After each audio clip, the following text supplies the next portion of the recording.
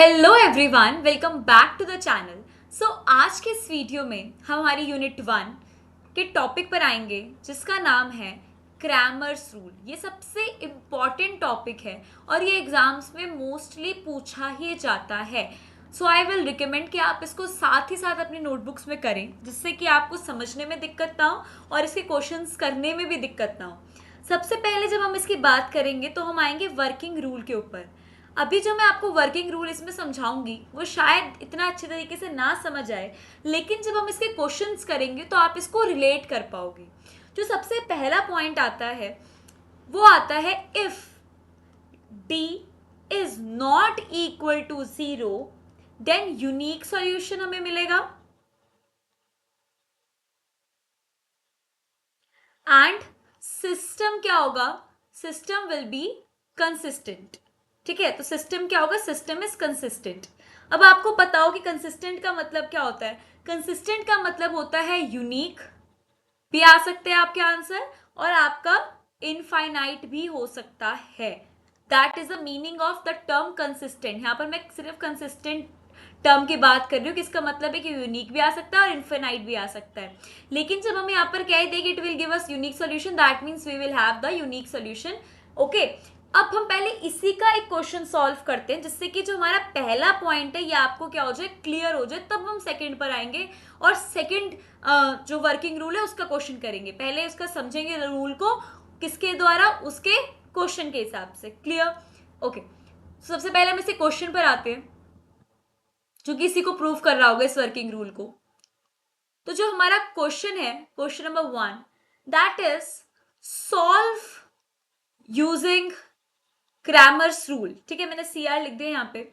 और जो क्वेश्चन है that is x plus y plus 2z is equals to 4, then 9x plus 2y minus 3z is equals to 1 and x plus y is equals to 3z। अब आपको इसको Cramer's rule से क्या करना है, सॉल्व करके दिखाना है। अब मैं आपको पहले एक बात बता दूं कि क्रैमर्स रूल के क्वेश्चंस को सॉल्व कैसे करते हैं, कैसे स्टेप्स चलते हैं, वो सब कुछ आपको इस क्वेश्चन के अंदर से समझ आ जाएगा। तो प्लीज इसको ध्यान से समझें। आगे आने वाले क्वेश्चंस में हम इतने ध्यान से नहीं करने वाले। ठीक है, तो इसके स्टेप्स को अच्छे से समझना। हमारे पास ये से क्वेश्चन आएगा। अब आपको इस क्वेश्चन को देखकर क्या करना है, सबसे पहले, ठीक है, सबसे पहले आपको क्या करना है कि x, y और z की सारी टर्म्स को आप अपने लेफ्ट हैंड साइड में लिख लीजिए। जैसे यहाँ पर ये चीज नहीं है, z किस में, राइट हैंड साइड में है, तो आप पहले वो कीजिए जो मैंने आपको समझाया। x plus y plus 2z is equals to 4, 9x plus 2y minus 3z is equals to 1, x plus y minus 3z, मैंने क्या करा, सिर्फ यहाँ से इधर लिया है क्योंकि मैंने आपको कहा कि हमें LHS में लेकर आना है, इज इक्वल्स टू 0। यहाँ पर कुछ बचा नहीं। अब आप देखिए कि ये हमारा पहला स्टेप हो गया, हमने स्टैंडर्ड फॉर्म में इसको कन्वर्ट कर लिया। अब आपको एक फॉर्म में इसको लिखना होता है, that is AX is equals to B। ये फॉर्म आपको मेंटेन करनी है, ये आपको किस वे में आपको लिखना है। ठीक है, अब इसको कैसे आप लिखोगे, देखो a क्या होगा, a आपके होंगे coefficient of x, y and z। तीनों फॉर्म्स के फर्स्ट, सेकंड एंड थर्ड के जो कोफिशिएंट्स हैं x, y, z के, वो आपके a बनेंगे, a मैट्रिक्स बनेंगे। अब देखो x का क्या होगा 1, y का 1 कुछ नहीं है तो, और z का 2, इधर 9, 2 और माइनस 3। मैं सिर्फ कोफिशिएंट ले रही हूं, आप ध्यान से यहां से देख लीजिए। x का कोफिशिएंट 1, 1, y का 1, 1, z का 2, 2 से तरीके से x का 9, 9, y का 2, 2, z का माइनस 3 और नीचे भी सेम चीज मैंने फॉलो अप करी। तो ये हमारा बन गया a, पहला वाला पार्ट कंप्लीटेड हो गया। अब x क्या बनेगा, x मैट्रिक्स क्या होगी, x मैट्रिक्स हमारी हमेशा होगी x, y और z। इसमें आप अपने x, y, z को लिखेंगे। क्लियर? 3x3 मैट्रिक्स जब हमारे पास 3 इक्वेशन है, ठीक है, तो x, y, z आपके पास 3 चीजें आपने लिख दी। अगर यहाँ पर z नहीं होते तो आप सिर्फ x, y लिखते। क्लियर? ओके, और b आपका क्या होगा, अब b उस वाली फॉर्म में इज इक्वल्स टू b, और b आपका क्या है, b आपके जो RHS के अंदर टर्म्स हैं, दिस इज योर RHS के टर्म्स ना, वो इसके अंदर आएंगी 410। तो ये हमने इस फॉर्म के अंदर इसको क्या कर लिया, कन्वर्ट कर लिया। अब आपका क्रैमर्स रूल क्या कहता है, देखो यहां पर आपने बात करा if d is not equals to 0, तो पहले आपको क्या निकालना होगा, डी। डी और कुछ नहीं है, डी इज डिटर्मिनेंट ओनली, आपको डिटर्मिनेंट निकालना है। अब वो आप कैसे क्या करोगे वो आप देखो। आप इधर इस ए को किस तरीके से ट्रीट करो, आप इसको ट्रीट करो डी के तरीके से, that it is your D, जिसका आपको डिटर्मिनेंट निकालना है, डी निकालना है। तो आपका डी क्या हुआ, 191, मैं ऊपर इसी को उतार रही हूँ, 121, 2 minus 3 minus 3, this is your D. अब आप इसका डिटर्मिनेंट निकालिए, तो आप जैसे नॉर्मल निकालते हैं, मैं हमेशा रो 1 से करती हूँ, आपको पता है, उसी तरीके से यहाँ पर मैं कर रही हूँ। This cut 2 minus 3 minus 6 plus 3 हो जाएगा। साइन का हम विशेष तौर से ध्यान रखेंगे, -1, this and this -27 plus 3, 10 plus 2, 9 1 9 minus 2। Clear होता है यहाँ पे अपने को। उसके बाद आप आगे आइए, 1 ब्रैकेट में -3 -1 ब्रैकेट में -24 plus 2, 9 minus 2 is 7, so this is -3 plus 24 plus 2 7s are 14, so your answer would be, क्या होगा आंसर, आंसर इज 35, राइट, 4 4 8 38 39 3 35। तो ये हमारा आंसर क्या आ गया, 35। This is our determinant. अब ये जो हमारा डिटर्मिनेंट आया d is not equals to 0, आपने देखा। अब हमारा जो वर्किंग रूल का फर्स्ट पॉइंट था वो क्या था कि अगर आपका d नॉट इक्वल्स टू 0 है, इसका मतलब कि डिटर्मिनेंट ऑफ d, ठीक है, ये नॉट इक्वल्स टू 0 आ रहा है, that means you will get unique solution, और जो सिस्टम में कंसिस्टेंट है, कंसिस्टेंट के अंदर हमारी कौन सी टाइप आ जाएगी, मिलेगी हमें यूनिक में। तो आप यहाँ पर आपको एक स्टेटमेंट यहाँ पर लिखनी चाहिए कि system is consistent and we will get a unique solution। ये लाइन आपको यहाँ पर लिखकर देनी है। क्लियर। अब आप क्या निकालोगे, देखो क्रैमर्स रूल के अंदर हमें सॉल्व करना है, दैट मीन्स हमें क्या निकालना है, हमें इस x, y और z की वैल्यू को निकालना है। अब हमें पता चल गया इनकी वैल्यू क्या आएगी, यूनिक वैल्यू आएगी। तो आप कैसे सॉल्व करेंगे इसको, वो देखना है यहाँ पर। अब आपको d के साथ साथ di's निकालने होते हैं। di का मतलब क्या है गाइस, यहाँ पर हमारे पास तीन चीजें है ना, x, y, z, तो आप 3 बार डिटर्मिनेंट को निकालेंगे, एक होगा d1, एक होगा d2 और एक होगा d3। बात समझ आती है। हमारी जो मैट्रिक्स है यहाँ पर आप देखिए, इसके अंदर क्या है, यहाँ पर फर्स्ट, सेकेंड और थर्ड कितने कॉलम है, हमारे पास कॉलम है 3। तो हमारे जो डिटर्मिनेंट्स निकलेंगे वो भी डी आई भी होंगे, वो भी कितने होंगे, वो भी हमारे होंगे 3।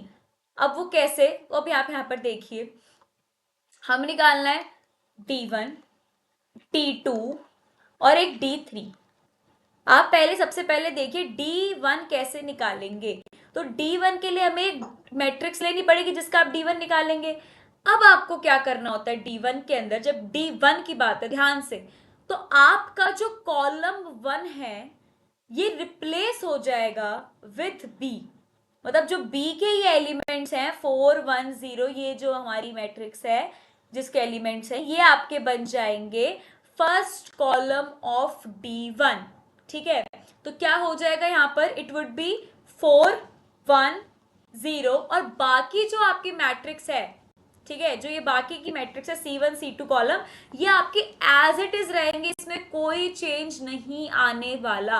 बस जो आपका कॉलम 1 है वो रिप्लेस हो जाएगा किसके साथ, B के साथ। आपको बात समझ आती है यहाँ पर। अब आप बाकी तो सारी चीजें सेम उतार लीजिए, उसमें तो कोई दिक्कत ही नहीं, कोई परेशानी नहीं। That is 1 2 1 2 -3 and -3।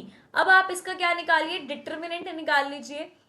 तो 4 आ गया, 2 -3 -6 plus 3 -1, then we will have -3, और ये तो 0 ही है तो कोई दिक्कत वाली बात ही नहीं है। उसके बाद we will have +2, then 1 1s are 1 -0। Clear. अब आपकी D1 की क्या वैल्यू आएगी वो देखते हैं. 4 into -3 -1 into -3 plus 2 it is. Now 4 minus 3 minus 12 plus 3 plus 2. So क्या आंसर आया? We will have -7 as the answer. हमारे पास क्या आंसर आया? -7 हमारा पहले पार्ट का आंसर है, दैट इज D1. क्लियर? अब क्या हमारा D1 भी इक्वल टू 0 है? हमारा D1 भी इक्वल्स टू 0 नहीं है. That's a good thing that we will have the unique solution. But उससे कुछ फर्क नहीं पड़ता, हमें मेन तो देख फोकस होना चाहिए डी के ऊपर, जो हमने सबसे पहले निकाला, डिटर्मिनेंट निकाला हमारी एक्चुअल मैट्रिक्स का. जो एक्चुअल मैट्रिक्स का डिटर्मिनेंट है that will determine that what the answer we will get. It will be consistent और इनकंसिस्टेंट, और इट इज यूनिक और not. So we are having unique solution. Now comes to the D2. हमें D2 निकालना पड़ेगा. अब आपने पहली चीज से समझ लिया होगा कि पहले में हमने कॉलम 1 को रिप्लेस करा B के एलिमेंट से. अब D2 की बारी में हम कॉलम 2 को रिप्लेस करेंगे B के एलिमेंट से, और बाकी सारी चीजें सेम रहेंगी. That means this will be same, only this part will be replaced by this. So मैंने क्या करा, सबसे पहले आप अपने 191 जो है वो आप लिखेंगे. उसके बाद आप अपनी जो B के एलिमेंट्स उसको यहाँ पर लिखेंगे. That means C2 will be replaced bye B over here and everything will be same. Is it clear? Okay, so now D2 को find out करेंगे. 1 -3 -0 no problem. साइन का ध्यान रखना है. -27, ठीक है, क्योंकि आपने इधर करा तो -27 और it would be +3, then +2 into 9 0 0 और -1. सो पहले का तो आंसर आया -3, देन -24,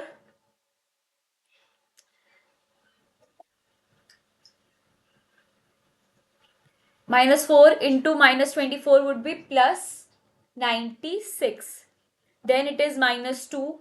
अब 96 -5 वुड बी 91. तो ठीक है, हमारा D2 का आंसर क्या आया? 91. Now come to D3. D3 हम कैसे फाइंड आउट करेंगे? कॉलम 3 को रिप्लेस कर देंगे B से, अदरवाइज सारी चीजें हमारी क्या होंगी? सेम होंगी. 191, देन इट वाज, देखना पड़ेगा, हमें चेक करना पड़ेगा हमारी मैट्रिक्स से क्या हमें चेंज करना है. 1 to 1 सेम रहेगा, और जो हमारा लास्ट है उससे आप करेंगे इंटरचेंज, दैट इज 410. क्लियर? अब आप अपने D3 की वैल्यू को फाइंड आउट कीजिए.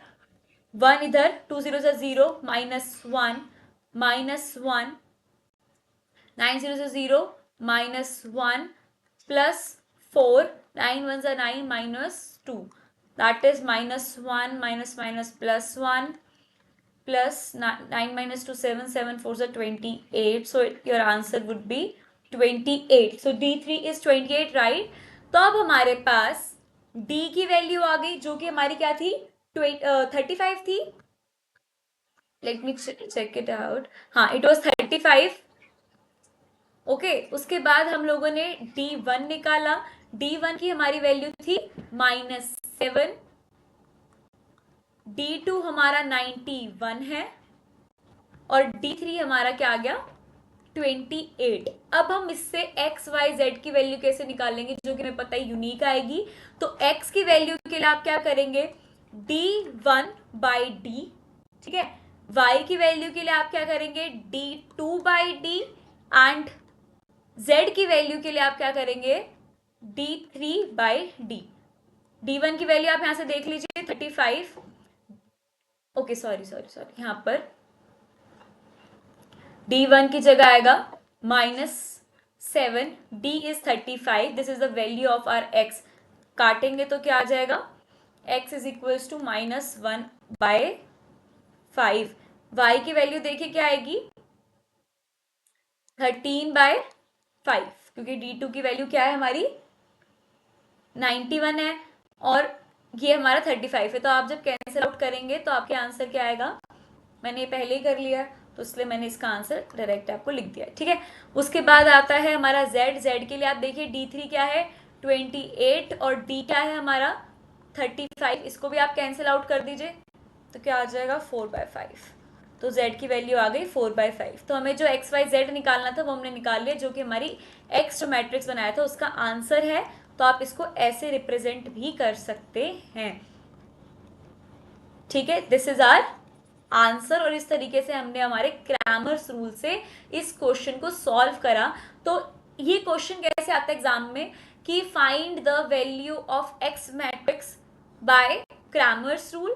तो आप इस तरीके से इसको सॉल्व करेंगे। तो ये हमारा वर्किंग रूल जो पहला था वो आपको क्लियर हो गया होगा कि कैसे हम इसको फाइंड आउट करेंगे और हमें कैसे पता चलेगा कि हमें यूनिक सॉल्यूशन देगा ही नहीं देगा जब हमारे डिटरमिनेंट डी की वैल्यू नॉट इक्वल टू 0 आएगी।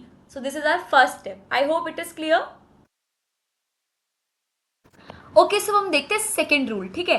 तो सेकेंड रूल क्या कहता है कि if d is equals to 0, जो हमने डिटर्मिनेंट निकाला है वो आपका पहली बात तो इक्वल टू 0 हो गया, और जो बाकी आपके di's हैं उनमें से भी कोई एक या ज्यादा, ठीक है, मान लो 2 हो गए, ठीक है, 1 या 2, वो आपके इक्वल टू 0 हो गए, but not all di is equals to 0। मतलब हम देखो टोटल हमने जैसे अभी 3/3 में देखा तो d1 d2 और हमारे पास d3 होता है। तो इन तीनों में से अगर आपके दो भी 0 हैं तभी भी आपका ये वाला केस ही बनेगा। बात सारी है कि ये तीनों के तीनों आपका 0 नहीं देने चाहिए, but not all di should be equals to 0, then there is no solution and system is inconsistent. अगर आपका ये वाला केस होता है कि तीनों के तीनों 0 हो जाते हैं, di भी इक्वल टू 0 हो जाता है, तो वो तीसरा वर्किंग रूल के अंदर हम देखेंगे क्या होता है। लेकिन अगर आपका di 0 है, मतलब जो आप पहला डिटर्मिनेंट निकालते हो वो 0 है और बाकी तीनों कोई भी आपको नंबर दे रहे हैं, तो आपका जो सिस्टम है वो कंसिस्टेंट होता है। अगर उनमें से कोई एक भी di आपको कोई नंबर देता है which is not equals to 0, then आपका ये वाला केस हो जाएगा। कॉम्प्लेक्स लग रहा है, कोई दिक्कत नहीं है, एक क्वेश्चन करते हैं, अपने आप क्लियर हो जाएगा। क्वेश्चन क्या कह रहा है? क्वेश्चन हमारे पास है कि आपको इसको क्रैमर रूल से सॉल्व करना है, सॉल्व बाय क्रैमर रूल। और क्वेश्चन है कि 2x1 minus x2 plus x3 is equals to 4, then x1 plus 3x2 plus 2x3 is equal to 12. Then we are having 3x1 plus 2x2 plus 3x3 is equal to 10। ये हमारा question है। तो जिस तरीके से मैंने आपको समझाया था कि आपको सॉल्व करना है, आप उसी तरीके से इसको क्या करते जाओ, सॉल्व करते जाओ। सबसे पहले ए मैट्रिक्स निकालो, क्योंकि हमें कौन सी फॉर्म लेनी है, a x is equals to b, ये इससे आपको लेके जाना है। तो आप पहले ए निकाल लीजिए। ए क्या आया, 2 1 3, कोफिशिएंट लिखते जाइए एक्स वाई जेड के। अब इसमें x1 x2 x3 है, तो आप इसको एक्स वाई जेड वाले तरीके से देख लो, पर इनका नाम क्या हो गया, डिफरेंट हो गया, x1 हो गया, x2 हो गया, x3 हो गया। तो कंफ्यूज नहीं होना, इनको लेके चलना है। क्लियर? 2 हो गया, इधर 1 2 3 हो गया। अब आपका इसमें x क्या है, x एक्स वाई जेड की जगह क्या हो जाएगा, x1 x2 x3। हमें नाम से क्या है, हमारा तरीका तो सेम ही रहेगा। अब b की जगह क्या आ जाएगा, 4 12 एंड 10। सबसे पहले आप अपना d निकालेंगे, आपको पता है d आपका यही पार्ट होता है, तो इसको रीराइट करेंगे, क्योंकि देखो स्टेप मैटर करते हैं मैथ्स के अंदर। अगर आपको अच्छे मार्क्स लेने हैं तो, और पास भी होने तभी भी, क्योंकि छोटे छोटे मार्क्स मिलाकर आपको पासिंग मार्क्स जरूर दे देते हैं।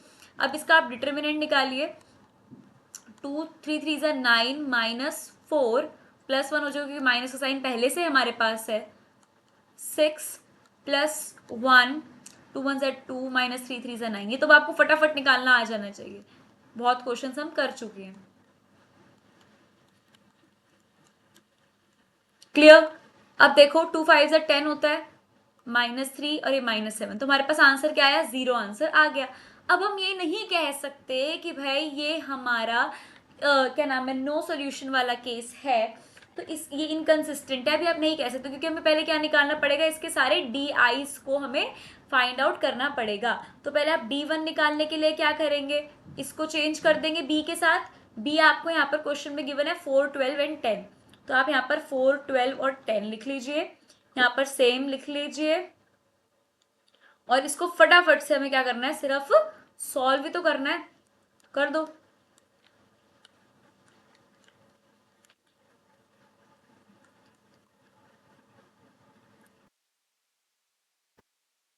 आपको समझ आ रहा है कि मैं इसमें क्या कर रही हूँ? मैं सिर्फ इसको मल्टीप्लाई और बाद में जिस तरीके से आपको समझाया वही चीज कर रही हूँ। से 12 माइनस 30 कर रहा है यहाँ पे। नाउ यहाँ पर आ गया 5 प्लस 1, यहाँ पर क्या आ गया 36 माइनस 20 16 आ गया। देन यहाँ पर -6 आ गया है। तो ये क्या आ गया? हाँ ओके, तो 4 5 जा 20 प्लस 6 एंड -6, तो आपका आंसर क्या आया? इट इज 16 ना, 16। ओके, सो आपका आंसर क्या आ गया 30, which is not equals to 0।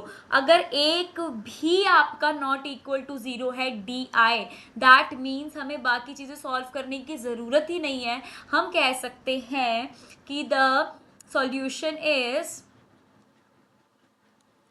Inconsistent.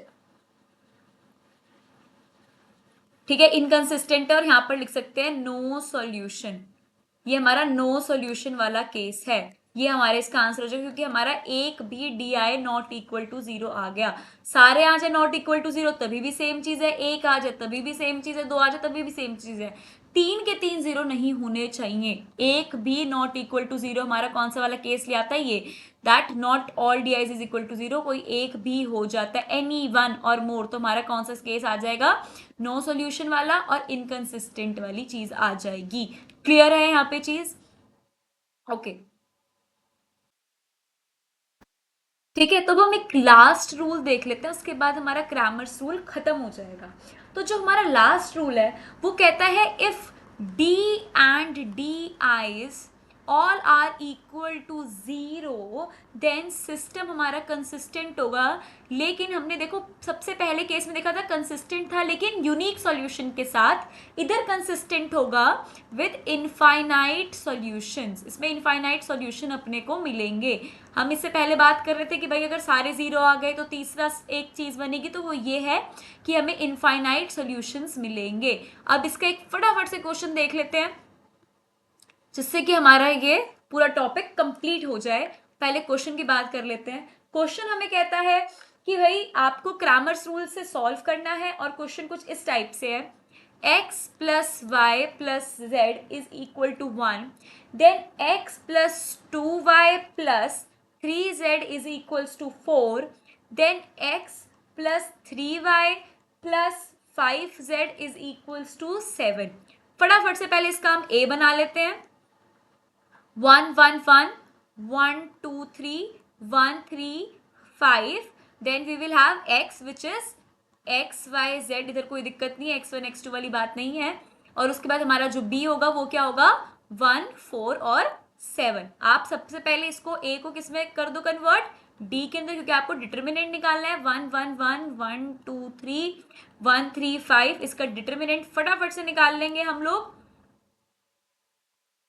1 5 2 से 10 minus 9 minus 1 5 minus 3 plus 1 3 minus 2, this is this. Okay, so we are having 1 1 is 1 plus 1 it is 2, 2 minus 2 it is 0। तो हमारा d तो क्या आ गया भाई? 0 आ गया। अब हमें ये नहीं पता कि हमारा वो वाला केस बनेगा कि जिसके अंदर हमारा नो सॉल्यूशन वाला केस बन जाए और इनकंसिस्टेंट, तो हमें क्या निकालना पड़ेगा? हमारे सारे डी आईज हमें निकालने पड़ेंगे। डी आईज के लिए मेरे को क्या करना चाहिए? D1 निकालेंगे जिसमें हम पहले को किस में कन्वर्ट चेंज कर लेते हैं? इंटरचेंज B के साथ में। तो 1 1 1 वाली लाइन किस में चेंज हो जाएगी? 1 4 7 के अंदर। कोई दिक्कत नहीं है भाई, हम बहुत क्वेश्चंस कर चुके हैं जैसे 1 2 3 1 3 5। इसका फटाफट से हम क्या निकालेंगे? डिटर्मिनेंट निकाल देंगे। 5 2 से 10 माइनस 9 माइनस 1 4 5 से 20 माइनस 21 प्लस 1 4 3 से 12 minus 14। So this is this plus minus 2। सो ये देखो क्या बन गया? 2 माइनस 2, दिस इज 0। चलो और देखते हैं, क्या पता D2 और D3 हमारे नॉट इक्वल टू 0 आ जाए, तब तो हमारा सेकंड वाला केस बन जाएगा। चेक करते हैं, है ना? तो D2 निकालते हैं भाई। D2 के लिए हमें क्या करना पड़ेगा? पहले वाला तो सेम होगा 1 1 1, हम बीच वाले को चेंज कर देंगे, मतलब यहाँ पर 1 4 7 आ जाएगा एंड बाकी सारी चीज़ें हमारी सेम होंगी। अब आप D2 की वैल्यू निकाल लीजिए बिना लेट करे। 20 minus 21 minus 1, 5 1 5 minus 3 plus 1, 7 1 7 minus 4। सो ये हमारा आ गया -1 -1 2 plus 1 7 minus 4 3। Okay, so this is -3 plus 3। चलो भाई ये भी 0 आ गया। अब लास्ट वाला देख लेते, क्या पता वो नॉट इक्वल टू 0 आ जाए, तो नॉट सोल्यूशन आ जाएगा। चलो भाई देख लेते हैं उसको भी हम। इसका क्या था बीच में, 1 2 3 था, और यहाँ पर क्या आ जाएगा 1 4 7 हो जाएगा। फटाफट से इसका भी डिटरमिनेंट निकाल लेते हैं D3 का अपना। So 1 2 7 2 14 minus 12 minus 1 7 minus 4 plus 1 3 minus 2। So this is 2 minus 1 3 plus 1, इधर भी 1। So 2 plus 1 3 3 minus 3 0। तो दैट मीन्स हमारा डी बी इक्वल टू 0 है and all D I's is also equals to 0। That means we are having क्या, sorry consistent solution with infinite solution. तो infinite के लिए हमें भाई आंसर तो निकालना पड़ेगा। तो इस केस में हम क्या करते हैं कि हमारी जो तीन चीज है ना, हमारे पास क्या क्या होता है एक्स वाई जेड, तो आप जेड को क्या कर लेते हो एक कांस्टेंट में ले लेते हो। तो दैट मीन्स मैंने क्या करा, let z is equals to k, मैंने जेड को एक कांस्टेंट में, आप के की जगह कुछ भी सिंबल ले सकते हो रिप्रेजेंट के लिए, मैंने यहाँ पर z इज इक्वल्स टू के ले लिया, कांस्टेंट उसको ले लिया। अब आप जहां जहां z है उसको रिप्लेस कर दीजिए। दैट मीन्स क्वेश्चन के अंदर जहां जहां आपका z है वहां पर आप क्या लिख लीजिए, आप वहां पर k लिख लीजिए। आप अपने रजिस्टर में लिख रहे होंगे तो आप साथ साथ फटाफट से कर सकते हैं। जहां जहां आपका z है वहां वहां आप क्या लिख दीजिए, k को रिप्लेस कर दीजिए। ठीक है, मैं वही यहाँ पर कर रही हूँ। यहाँ पर x plus 2y plus 3k हो जाएगा z की जगह, और यहाँ पर हो जाएगा x plus 3y plus 5z is equals to 7। अब देखो ये सारी जो टर्म है ये तो कांस्टेंट वाली, मतलब ये तो नंबर्स बन गए ना, अब ये तो एक वेरिएबल नहीं रहे। ठीक है, तो ये कांस्टेंट वाली टर्म हम इधर लिखेंगे। मैंने आपको कहा था ना एक्स वाई जेड वाली टर्म को आप किस में लिखिए, मतलब LHS में लिखिए, बाकी कांस्टेंट टर्म्स को आप अपने RHS में लिखिए, इसलिए आपको इसको यहाँ लिखना पड़ेगा। अब आप इसको लिख दीजिए x plus y is equals to 1 minus k, सिर्फ मैं साइड चेंज कर रही हूँ, बाकी कोई चीज़ यहाँ पर डिफरेंट नहीं है। ये थोड़े लेंदी क्वेश्चन होते हैं इनफाइनाइट वाले, इसको अच्छे से अगर समझ लेते हो तो फिर कोई दिक्कत नहीं आएगी। 15 मार्क्स में ऐसे क्वेश्चन भी पूछे जाते हैं क्योंकि लेंदी करवाना होता है ना उनको, सॉरी इट इज के। ठीक है, अब आप इसको दोबारा से अपने क्रैमर्स रूल वाले तरीके से फॉलो कर लीजिए, है ना।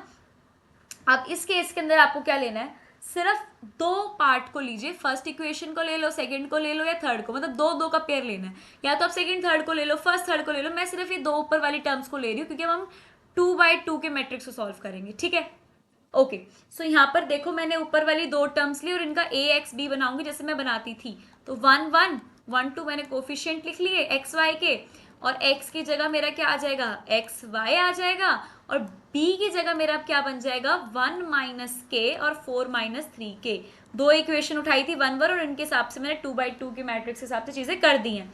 अब सेम आप इनका d निकालिए, 1 1 1 2 है, d निकालेंगे तो कैसे निकलेगा, ये 2/2 के लिए सॉल्व कर रहे हो, किसी को 2/2 का समझना हो तो वैसे कर सकते हैं, इजी है बहुत। अब d1 के लिए हम क्या करेंगे, पहले वाले को किससे चेंज कर देंगे, उस वाली से 1 माइनस के से, और नीचे क्या आ जाएगा 4 माइनस 3k, और बाकी सारी चीजें आपकी सिमिलर रहेंगी। इनको आप सॉल्व करिए तो 2 को मल्टीप्लाई करोगे 1/k से, minus 1 into 4 minus 3k, solve करो, 2 1 ज़ा 2 minus 2k minus 4 plus 3k। ठीक है, क्या आंसर आया, k माइनस 2। ठीक है, अब इसी तरीके से हमें D2 निकालना पड़ेगा 2/2 की मैट्रिक्स में, तो भाई दो निकलेंगे ना।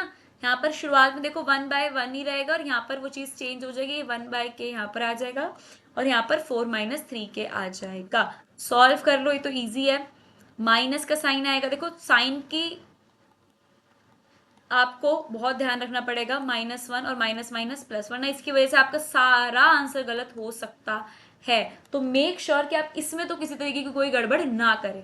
अब आपकी सारी चीजें आ गई हैं, अब आप अपना x1 मतलब आपका जो x y z है वो आप निकाल सकते हो, d1/d y के लिए आप क्या करोगे d2/d, और z के लिए आप क्या करोगे d3/d। अब आपको पता है z को आपके ने किसके इक्वल रखा था k के, तो इसका तो आ गया आंसर k। d2 क्या निकला हमारा, d2 निकला -2k/+3, और d आपका क्या था, d का क्या आंसर था, d1 था ना यहाँ पर जो हमने निकाला, तो इसको ही लिखेंगे आप यहाँ पर 1। अब d1 क्या था हमारा, d1 था k-2, और नीचे हमारा क्या है d1। तो ये हमने क्या निकाल लिया एक्स वाई जेड की वैल्यू। ये हमने 2/2 के मैट्रिक्स को सॉल्व करा बाद में, जब हमने z को k के इक्वल रख लिया, और तब हमने ये d की वैल्यू निकाली, d1 की वैल्यू निकाली और d2 की वैल्यू निकाली, और फिर हमने इसको सॉल्व करा, और z की वैल्यू तो k के इक्वल थी जो हमने यहाँ पर रखी है। तो इस तरीके से ये हमारे क्या बन गए, ये हमारे इनफाइनाइट सोल्यूशन हो गया कि आप k की वैल्यू कुछ भी रखो तो अलग अलग डिफरेंट वैल्यूज आ जाएंगी एक्स वाई जेड की। तो ये जो थे, ये हमारे 3 स्टेप्स थे, 3 रूल्स थे जिससे हम क्रैमर्स रूल को सॉल्व करते हैं। पहले वाले केस में आपने देखा, मैं आपको यहाँ पर एक बार दोबारा से एक रीकैप दे देती हूँ कि पहले के केस में हमने देखा कि हमारा di नॉट इक्वल टू 0, तो हमें क्या मिला, हमें मिला यूनिक सोल्यूशन, जिसको हम कहते हैं कंसिस्टेंट के अंदर ही हमारा मिला यूनिक सोल्यूशन। सेकेंड केस हमने ये वाला देख लेते क्योंकि कंसिस्टेंट का ही है कि आपका di भी इक्वल टू 0 है और जितने भी ये di's हैं वो सब इक्वल टू 0 हैं, तो हमारा वो बना कंसिस्टेंट ही बना, लेकिन विद इनफाइनाइट सॉल्यूशंस। और थर्ड केस हमारा क्या था कि आपका di इज इक्वल टू 0 है, लेकिन एनी या फिर कोई एक से ज़्यादा 2 है ना आपके, मतलब अकॉर्डिंग टू द क्वेश्चन, अगर वो di आपके नॉट इक्वल टू 0 हैं, तो आपका वो कौन सा केस बन जाता है, नो सॉल्यूशन का केस बन जाता है, that means it is inconsistent. और हमने इसका इन तीनों के हमने एक एक क्वेश्चन सॉल्व करके देखे, तो कोई दिक्कत होनी ही नहीं चाहिए। सो इस वीडियो के साथ हमने जो हमारा सबसे इंपॉर्टेंट टॉपिक था क्रैमर्स रूल, जो कि एग्जाम में आता है 15 मार्क्स के अंदर या 7.5 के अंदर, वो हमने यहाँ पर कवर कर लिया। प्लीज़ मेक श्योर कि आप इसको अच्छे से करें, अपने रजिस्टर्स में कॉपी करते रहें, साथ साथ उसको सॉल्व करने की ट्राई करें। कोई भी डाउट हो तो कमेंट सेशन में ज़रूर पूछें। वीडियो अच्छी लगी हो तो चैनल को सब्सक्राइब करें, ज़्यादा से ज़्यादा शेयर करें कि आपके दोस्तों को भी इसका फ़ायदा हो, और वीडियो को लाइक करना ना भूलें, कमेंट भी करें। Thank you so much for watching the video.